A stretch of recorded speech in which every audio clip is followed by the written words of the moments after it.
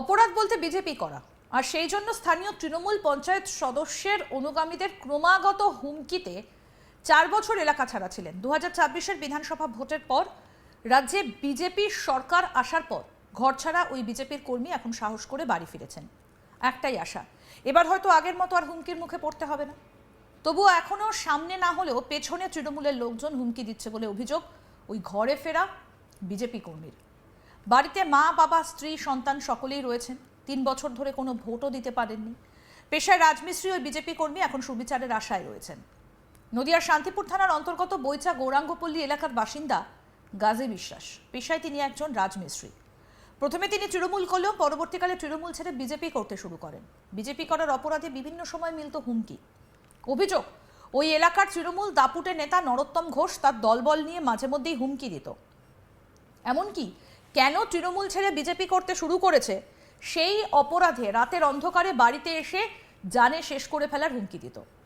এরপর পরিবারের অন্যান্য সদস্যরা ভয়ে তাকে ভিন রাজ্যে কাজে পাঠিয়ে দেয়। যেহেতু তার 2 সন্তান রয়েছে এবং পরিবার রয়েছে আর একমাত্র রোজগারের সদস্য, সেই কারণে প্রাণ ভয়ে ভিন রাজ্যে কাজ করতে চলে যান গাজী বিশ্বাস। আতঙ্কে প্রায় 4 বছর ধরে বাড়িতে ফেরেননি তিনি। ভিন রাজ্যে রাজমিস্ত্রির কাজ করে টাকা উপার্জন করে তার কোনো রকমের সংসার চলত। অবশেষে রাজ্যে পালাবদল ঘটেছে। একক সংখ্যাগরিষ্ঠতা নিয়ে রাজ্যে এসেছে বিজেপি। এবার কিছুটা সাহস দেখিয়ে দীর্ঘ 4 বছর পর বাড়িতে ফিরলেন বিজেপি কর্মী গাজী বিশ্বাস।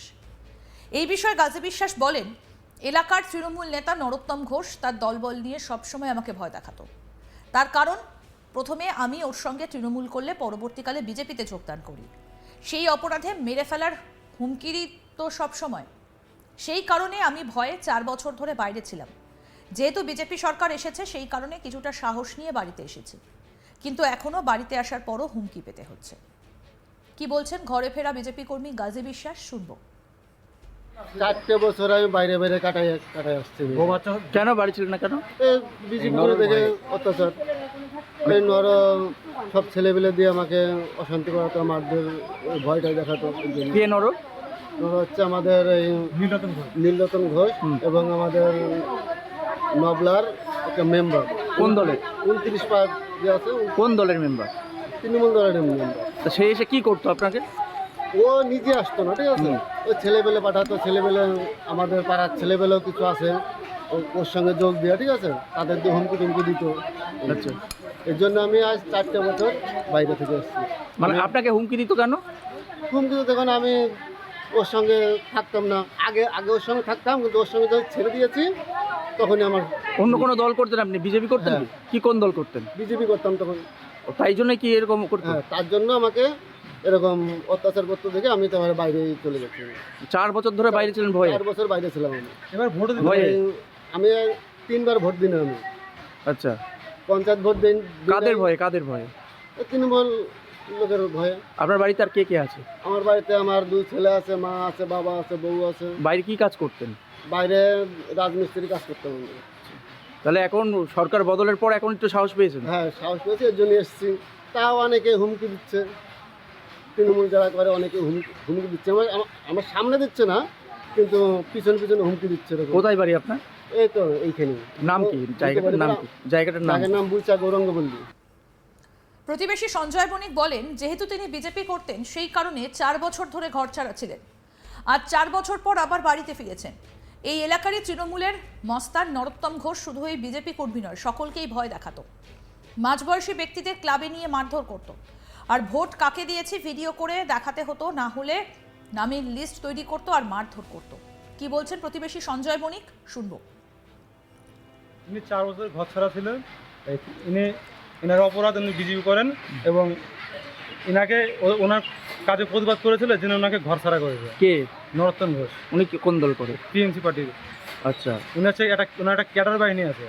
ওই মানে সমস্ত 50-60 বছর বয়সের লোকজনকে ক্লাবে নিয়ে ঘরের ভিতরে ঢুকে মানে শুধু মারধর করে, নানা ধরনের টর্চার করে।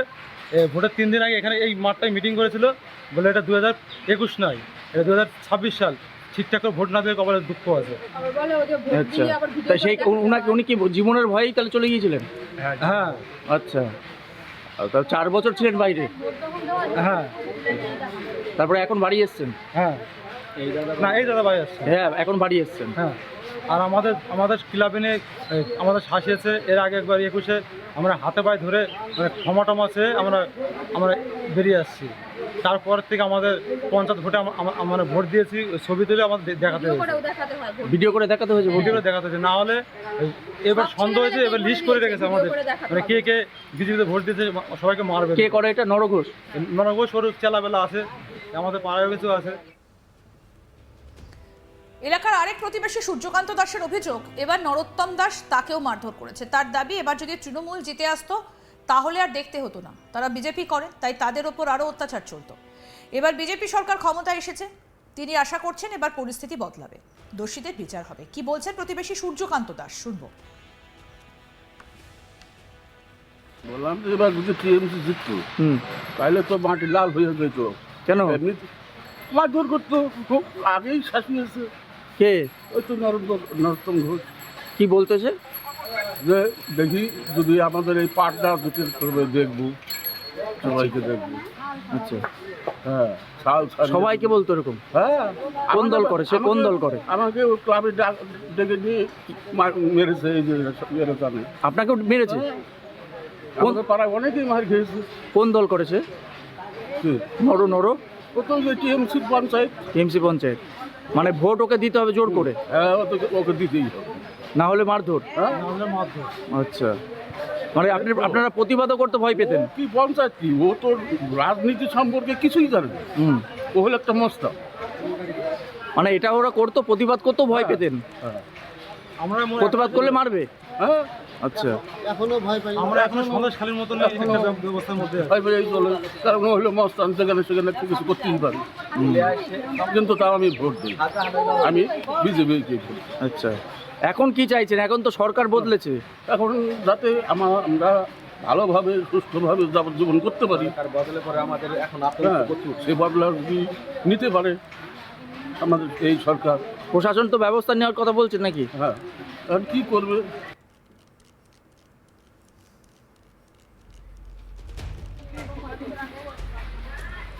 অপরাধ বলতে বিজেপি করা, সেই জন্য স্থানীয় তৃণমূল পঞ্চায়েত সদস্যের অনুগামীদের ক্রমাগত হুমকিতে 4 বছর এলাকা ছাড়া ছিলেন। 2026-এর বিধানসভা ভোটের পর রাজ্যে বিজেপি সরকার আসার পর ঘর ছাড়া ওই বিজেপি কর্মী এখন সাহস করে বাড়ি ফিরেছেন। একটাই আশা, এবার হয়তো আগের মতো আর হুমকির মুখে পড়তে হবে না। তবুও এখনও সামনে না হলেও পেছনে তৃণমূলের লোকজন হুমকি দিচ্ছে। অভিযোগ, ওই ঘরে ফেরা বিজেপি কর্মী বাড়িতে মা বাবা স্ত্রী সন্তান সকলেই রয়েছেন, 3 বছর ধরে কোনো ভোটও দিতে পারেননি। পেশায় রাজমিস্ত্রি ওই বিজেপি কর্মী এখন সুবিচারের আশায় রয়েছেন। নদিয়ার শান্তিপুর থানার অন্তর্গত বইচা গৌরাঙ্গপল্লী এলাকার বাসিন্দা গাজী বিশ্বাস, পেশায় তিনি একজন রাজমিস্ত্রি। সম্পূর্ণ আপডেট পেতে দেখতে থাকুন আজ তাক বাংলা, সাবস্ক্রাইব করুন।